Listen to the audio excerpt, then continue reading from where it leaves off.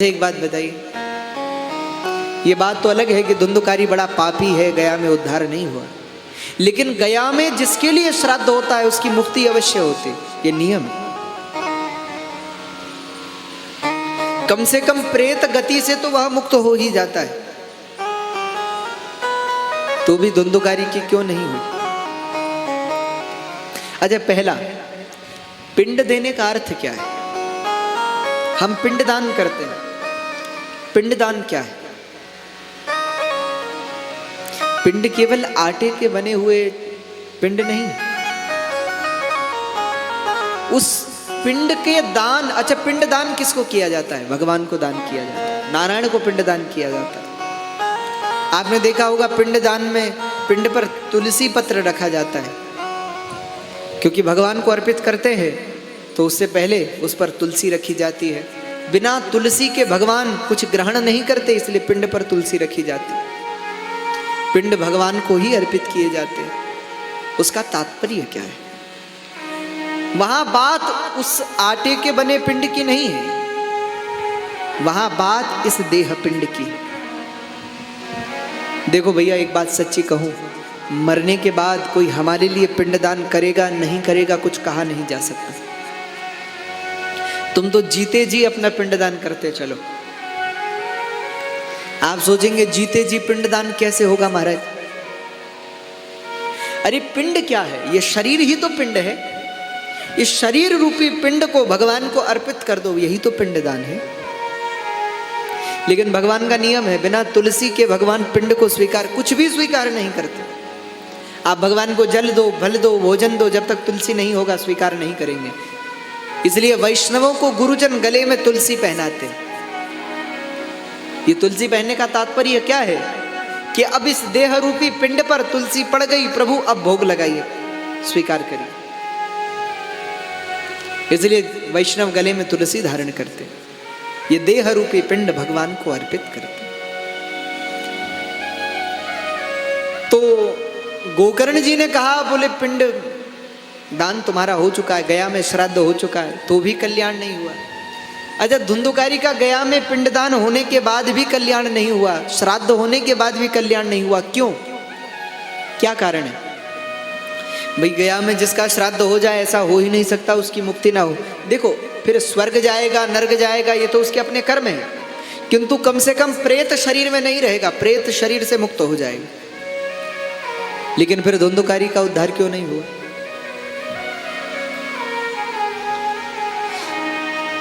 उसके पीछे एक कारण है। अच्छा, आप बताओ, धुंधुकारी की मां कौन है? जोर से बोलो। कथा सुनी आपने अभी? हमने क्या कहा? धुंधुकारी की मां कौन है? इसका मतलब कथा नहीं सुनी आपने ध्यान से। अरे धुंधली की बहन का पुत्र है ना वो तो।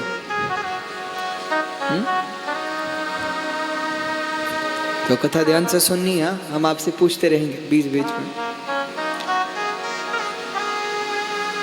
धुंधुकारी धुंधुली की बहन का पुत्र है, और ये बात उस समय केवल 3 लोगों को पता थी, धुंधुली को, उसकी बहन को और बहन के पति को जो लेकर आया था।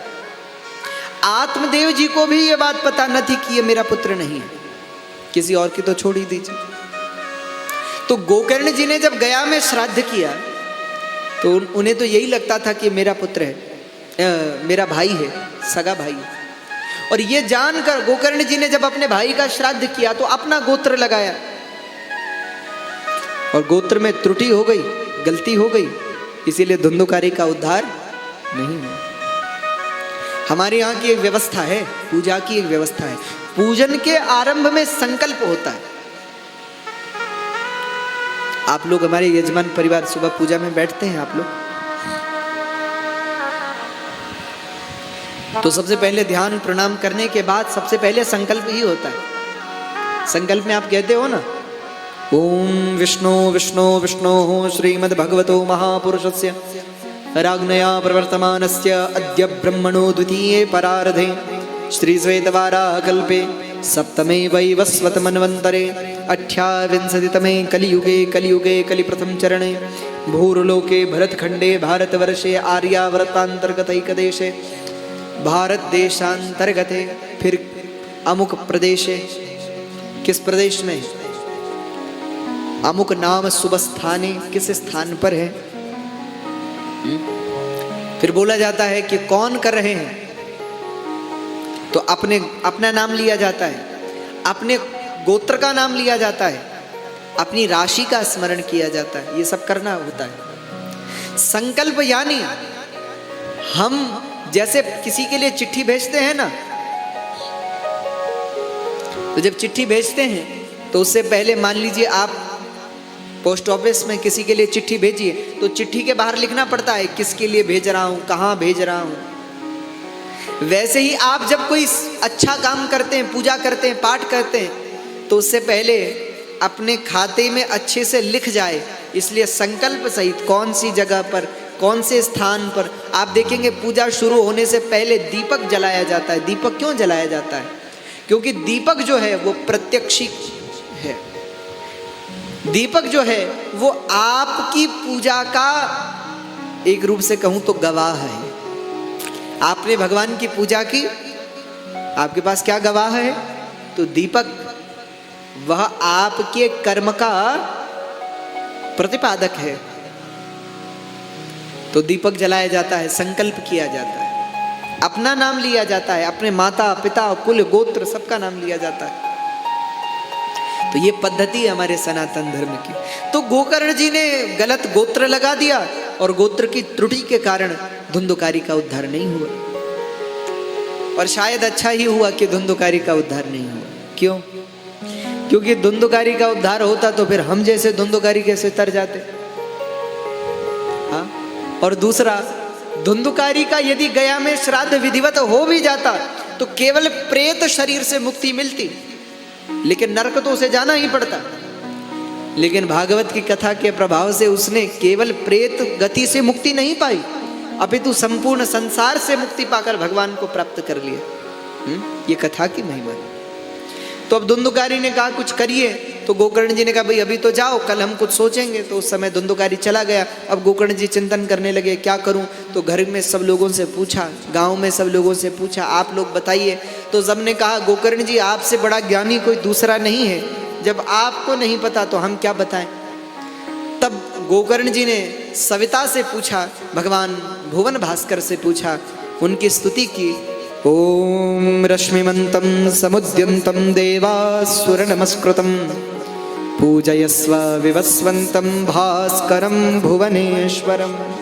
हे भुवनेश्वर, हे भास्कर, हे भगवान सूर्य नारायण, आप कृपा करिए और बताइए मेरे भाई का कल्याण कैसे होगा। तब सूर्य भगवान ने कहा, श्रीमद् भागवतान मुक्ति ही सप्ताहम वाचनम कुरु। आप श्रीमद् भागवत कथा करो, उसी से मुक्ति होगी। गोकर्ण जी ने कथा का अनुष्ठान कर दिया। गांव भर के लोग सब कथा में पधारने लगे। धुंधुकारी भी कथा में आया। कहते हैं वहीं जहाँ कथा चल रही थी वहीं बगल में बांस का जंगल था और वहीं एक बांस लगा था। उस बांस की प्रथम ग्रंथि में जाकर धुंधुकारी बैठ गया। कहते हैं प्रथम दिन में प्रथम, द्वितीय में द्वितीय, तृतीय में तृतीय, इस प्रकार 7 दिनों में बांस की 7 ग्रंथियां विदीर्ण हो गई और धुंधुकारी दिव्य रूप धारण करके प्रकट हो गया। दिव्य रूप धरो जातस्तुलसी दाम मंडिता पीतवासा घनश्यामो मुकुटे कुंडलान्विता। मुकुट कुंडल धारण करके धुंधुकारी प्रकट हो गया और धुंधुकारी ने श्रीमद् भागवत जी को प्रणाम किया, गोकर्ण जी को प्रणाम किया। आकाश से विमान आया। धुंधुकारी ने जय जयकार की। बोले श्रीमद् भागवत महापुराण की जय। बोले भक्त वत्सल भगवान की जय। तो अब तो धुंधुकारी प्रणाम करके विमान में जाकर बैठ गए। तो गोकर्ण जी ने विमान लाने वाले विष्णु पार्षदों से पूछा, बोले क्या बात है, आप एक ही विमान लाए? उन्होंने पूछा तो फिर कितने लाने थे? गोकर्ण जी बोले, अरे कथा धुंधुकारी ने सुनी है तो इन लोगों ने भी तो सुनी है, इनके लिए भी विमान लाइए। तो विष्णु पार्षद बोले इनके लिए विमान नहीं आएगा। क्यों? क्योंकि श्रवणस्य अभिवेदेन फल भेदोत्र संस्थिता। बहुत समझने वाली बात है। विष्णु पार्षदों ने पूछा, विष्णु पार्षदों ने कहा, बोले गोकर्ण जी श्रवण में भेद है, इसीलिए फल में भेद है। जितने भाव से धुंधुकारी ने कथा सुनी, उतने भाव से इन लोगों ने कथा नहीं सुनी, इसलिए धुंधुकारी का तो कल्याण हो गया, इनका कल्याण नहीं होगा। और महाराज तब तो सबका कल्याण हो गया, सबका उद्धार हो गया। नैनते नीता गोलोकम योगी दुर्लभम, जो गोलोक बड़े बड़े योगियों के लिए दुर्लभ है, उस गोलोक धाम को सब भक्तों ने प्राप्त किया। चारों ओर जय जयकार हुई। बोले श्री गोकर्ण जी महाराज की जय। श्रीमद्भागवत महापुराण की जय। जय जय श्री राधेश्याम। अच्छा, एक बात का विचार करिए। धुंधुकारी बांस में बैठा था और बांस में कितनी ग्रंथियां थी? 7। और हर दिन की कथा में एक ग्रंथि विदीर्ण हो जाती, फूट जाती। 7 दिनों में बांस की 7 ग्रंथियां फट गई, विदीर्ण हो गया बांस, और धुंधुकारी दिव्य रूप धारण करके प्रकट हो गया।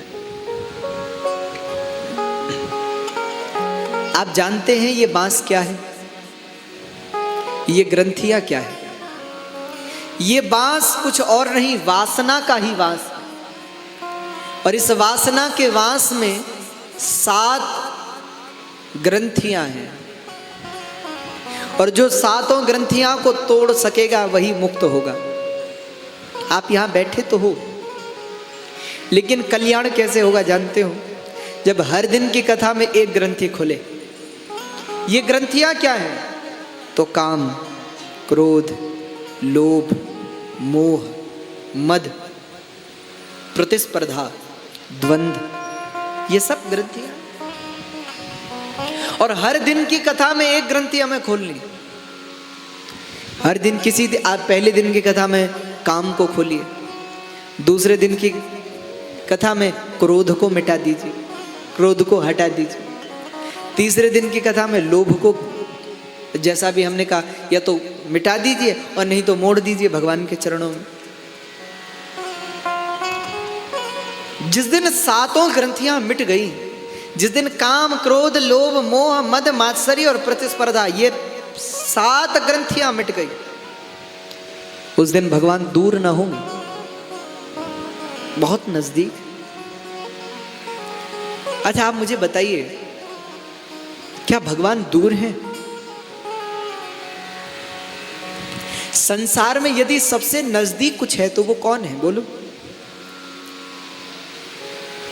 अगर आपके सबसे नजदीक कोई है तो वो भगवान ही, कोई और नहीं। सबसे नजदीक 24 घंटे जो मन में बैठा है,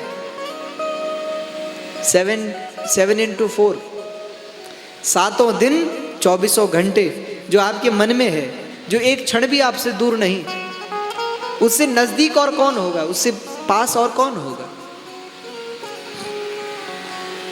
लेकिन पास होते हुए भी भगवान नहीं मिलते, कारण क्या है? एक कथा मैंने सुनी थी, आपको सुनाऊं। एक राजा, भगवान को न मानने वाला, लेकिन दिखाने के लिए बड़ा भक्त बनता था, मानता तो नहीं था, उसका भगवान से कोई विशेष प्रेम भी न था, लेकिन स्वयं को भक्त बनता था।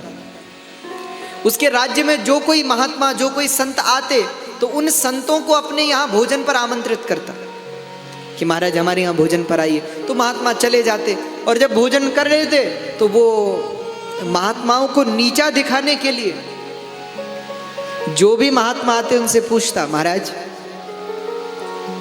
मेरे केवल 2 प्रश्न हैं और आप दोनों का उत्तर केवल हाँ ना में दीजिए, केवल 2 प्रश्न हैं मेरे। लोग पूछते क्या? तो राजा 2 सवाल पूछता। पहला, क्या भगवान है?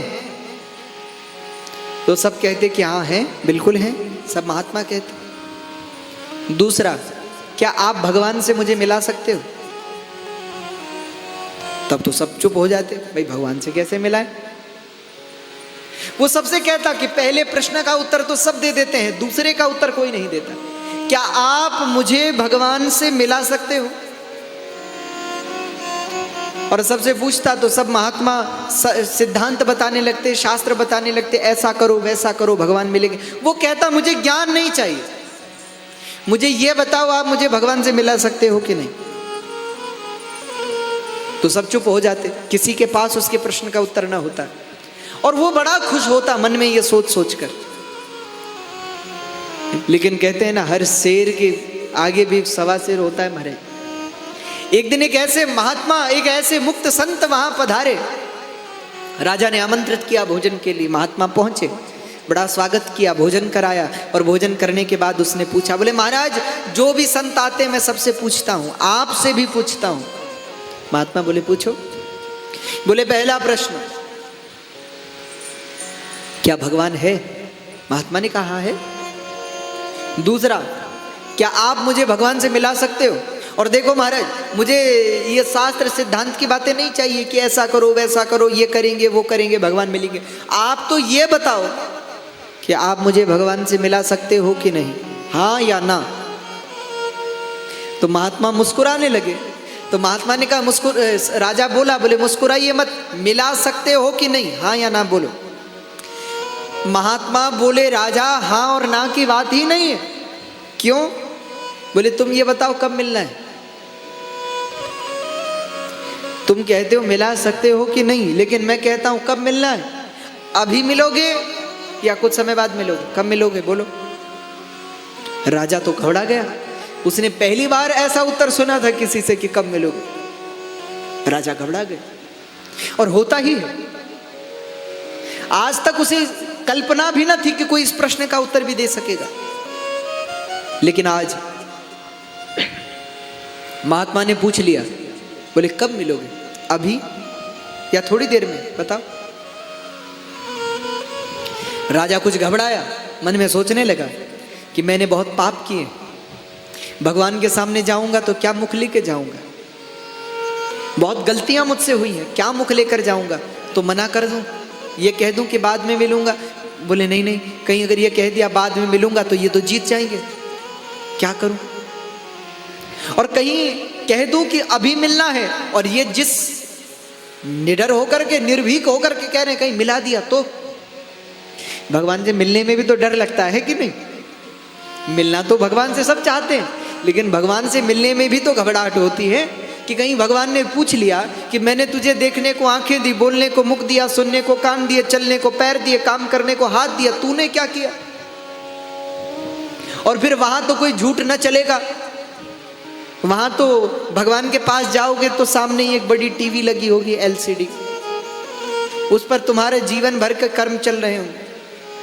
भगवान कहें देखो क्या क्या किया तुमने, किया क्या क्या क्या सोचा तुमने, वो देखो। भगवान के सामने जाना इतना सरल भी नहीं, इतना सहज भी नहीं।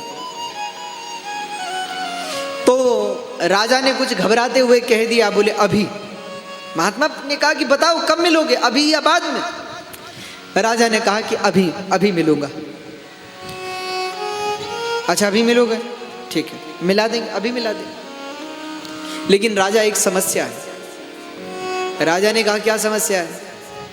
महात्मा बोले देखो, जब किसी बड़े आदमी से मिलने जाते हैं तो पहले लिख कर देते हैं ना कि कोई मिलने आना चाहता है। आपने देखा होगा, जब आप किसी बड़े व्यक्ति से मिलने जाओ तो बाहर एक द्वारपाल खड़ा होता है, तो उसको बताना पड़ता है कि भाई फलानी व्यक्ति मिलना चाहते हैं। तो महात्मा ने कहा राजा तुम अपना परिचय दो, तो फिर मैं परिचय भगवान को बताऊं कि ऐसा ऐसा एक राजा है जो प्रभु आपसे मिलना चाहता है, तो भगवान तुमसे मिलेंगे, पर पहले तुम अपना परिचय तो दो जो मैं राजा भगवान को बताऊं। राजा ने कहा बात तो ठीक है, मुझसे भी कोई मिलने आता है तो मैं भी पूछता हूं कि कौन है, और जब परिचय मिल जाता है तब उससे मिलता हूं, तो ठीक है। तो बोले अपना परिचय दो। तो राजा ने परिचय देने लगा। राजा ने कहा मेरा ये नाम है, मैं इस देश का राजा हूं, कई राजाओं पर भी मैं महाराजा हूं, चक्रवर्ती सम्राट, फलाने राज्य का राजा, और मेरा नाम ये, मेरे पिताजी ये थे, मैं उनका पुत्र हूं। महाराज जी आप भगवान से कह दीजिए। महात्मा ने कहा राजा ये तो बड़ी झंझट हो गई, क्या झंझट हो गई।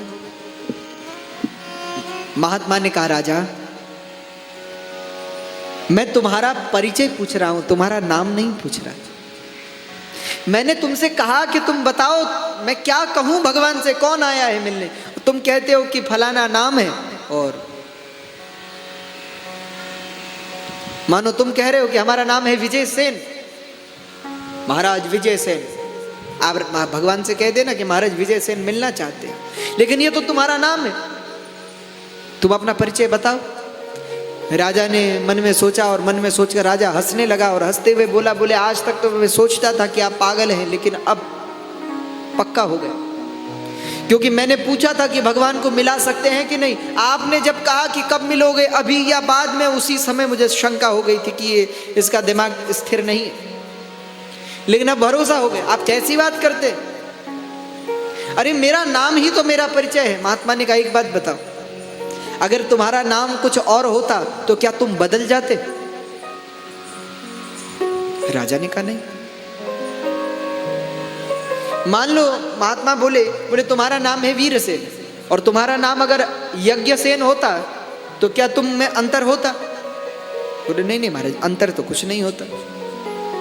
अच्छा, तो जब जन्म हुआ था उस समय नाम था।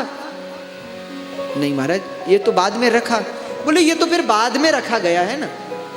अच्छा एक बात बताओ, अगर तुम्हारा नाम बदल दूं तो क्या तुम बदल जाओगे। राजा ने कहा नहीं महाराज, मैं तो मैं ही रहूंगा, नाम के बदल जाने पर भी मैं तो मैं ही रहूंगा। महात्मा ने कहा इसका मतलब ये तुम्हारी पहचान पक्की पहचान नहीं, कोई ऐसा दस्तावेज दिखाओ जो कभी बदले नहीं, जो हर 5 साल में बदल जाए, उसका क्या भरोसा। तुम कोई पक्का बताओ। तो राजा ने सोचा, राजा ने कहा महाराज मैं फलाने देश का राजा हूं, मेरे देश का नाम ये है, मैं यहाँ का राजा हूं। तो इतना सुनते ही महात्मा बोले एक बात बताओ, तुम्हें पक्का भरोसा है। राजा ने कहा महाराज आप कैसी बात करते हैं, पूरा राज्य भर गवाह है, मैं यहाँ का राजा हूं। अच्छा महात्मा ने कहा एक बात बताओ, भगवान न करे कल के दिन तुम्हारा राज्य छिन जाए, तुम राजा से रंक हो जाओ, दरिद्र हो जाओ, तुम्हारा राज्य नष्ट हो जाए, तो क्या तुम नष्ट होगे। क्या अगर तुम्हें राज्य से हटा दिया जाए तो क्या तुम नहीं रहोगे। राजा ने कहा महाराज राज्य रहे चाहे ना रहे, मैं तो रहूंगा ही। तो महात्मा बोले इसका मतलब ये भी तुम्हारी पक्की पहचान नहीं है, कुछ पक्की पहचान बताओ जो कम से कम भगवान को बता सकूं। अब तो राजा इतना चिंतित हो गया कि अपनी पहचान बताऊं क्या, मैं क्या बताऊं, मैं कौन हूं। महात्मा ने मुस्कुरा कर कहा राजा तू बस अपना पता मुझे बता दे, मैं भगवान से तुझे उसी दिन मिला दूंगा, पर तू अपना पता तो बता। राजा ने कहा महाराज अगर ऐसी बात है तो मेरी एक फोटो ले जाओ, अगर पहचान की समस्या है सब बदलेगा लेकिन ये थोड़े बदलेगा, मेरी फोटो ले जाओ, फोटो दे दो भगवान को। महात्मा बोले इसमें भी समस्या है। क्यों। बोले बचपन में भी तुम ऐसे ही दिखते थे क्या। नहीं महाराज बचपन में तो अलग था। अच्छा और अब बुढ़ापा आएगा तो भी ऐसे ही दिखोगे। बोले नहीं बुढ़ापे में और बदल जाऊंगा। महात्मा बोले इसका मतलब ये शरीर भी तुम्हारी पक्की पहचान नहीं।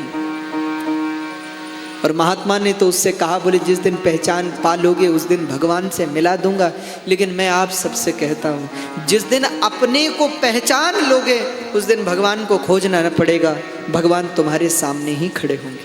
पर खुद को तो पहचानो। दुनिया की जितनी भी पहचाने हैं ये सब तो थोड़ी देर की, अपनी पक्की पहचान को पालो। हम कौन हैं, मैं कौन हूं, कस्त्वम को हम ये तो कहते हैं कि जानते नहीं मैं कौन हूं, लेकिन ऐसा कहने वाले से ही अगर पूछ लिया जाए कि तुम ही बताओ तुम कौन हो तो उसे भी नहीं पता।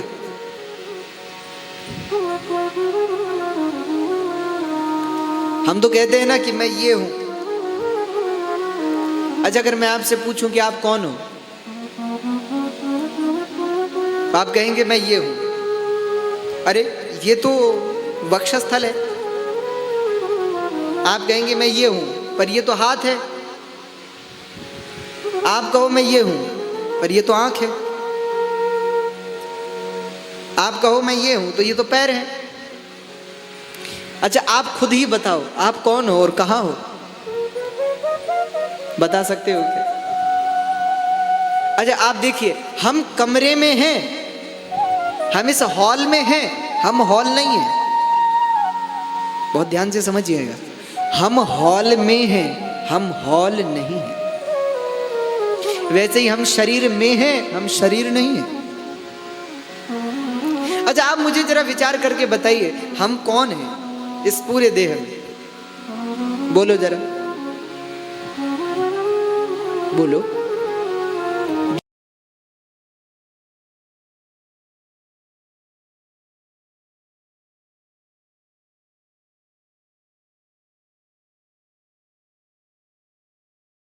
मेरा, तो फिर मेरा कहने वाला कौन है? जब हम कहते हैं कि ये गाड़ी मेरी, तो मैं गाड़ी नहीं हूं, गाड़ी मेरी है। वैसे ही जब हम कहते हैं कि हाथ मेरा, इसका मतलब स्पष्ट हो गया कि ये हाथ मैं नहीं हूं। जब हम कहते हैं कि ये पैर मेरा, तो स्पष्ट हो गया कि ये पैर भी मैं नहीं हूं। मेरा तो है, मैं नहीं हूं पैर। जब हम कहते हैं ये सिर मेरा, तो ये सिर मैं नहीं हूं, ये सिर मेरा है। तो जरा चिंतन करिए कि फिर जो सब कुछ मेरा कहने वाला है, वो मेरा कहने वाला कौन है? कौन है? यही परिचय है। और जिसने परिचय को पा लिया वह मुक्त हो गया, वह दिव्य हो गया।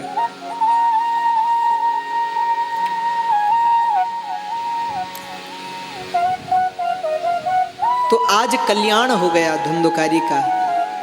और अगली बार तो, दूसरी बार जब कथा हुई तो संपूर्ण उत्तम नगर के लोग तर गए। जो जो कथा में बैठे, आजीव जीव पर्यंत, कीट पर्यंत का उद्धार हो गया महाराज। कहते हैं इसके पश्चात